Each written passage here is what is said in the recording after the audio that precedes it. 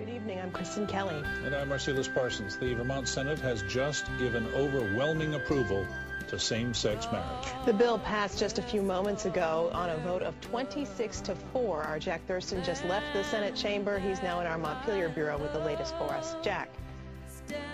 Well, Kristen, last week was the public's chance to weigh in on same-sex marriage. There were several hearings at the State House, and today the senators were considering what they heard last week. Now, in many ways, today was just a procedural step, but it is a big step. The same-sex marriage legislation now goes to the Vermont House. This bill was introduced by John Campbell. He's a Democrat from Windsor County. He's heterosexual and a Catholic, but today said gays and lesbians are Vermonters too who deserve equal rights. You know who those they people are? They are our policemen. They are our firefighters. They're teachers. They're garbage men. They're the guy who plows the street. They're our children. Our sisters, our brothers. That's what they are.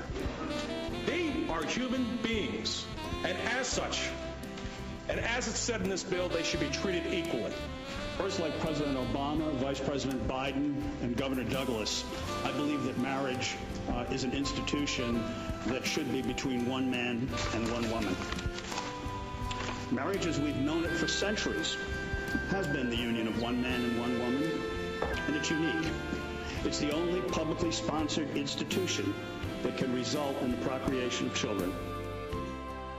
Now, the senators spent much of their time this afternoon debating an amendment put forth by Republican Kevin Mullen of Rutland. He wanted the people of Vermont to vote on same-sex marriage.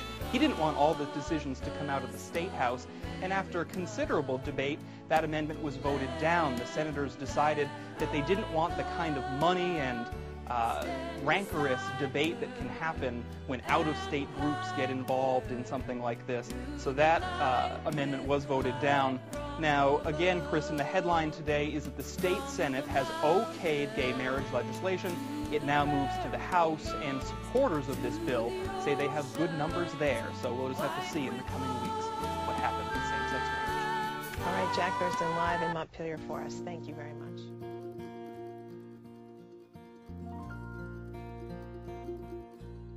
Two more states in the space of a week.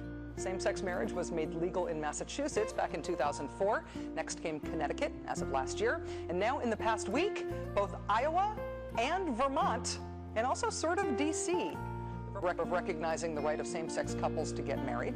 Yesterday, the Republican governor of Vermont vetoed that bill.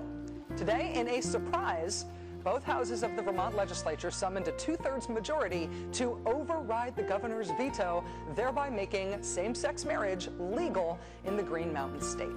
Vermont was the first same-sex couples 9 years ago, when then-Governor Howard Dean was sort of forced by the courts into signing a civil unions bill.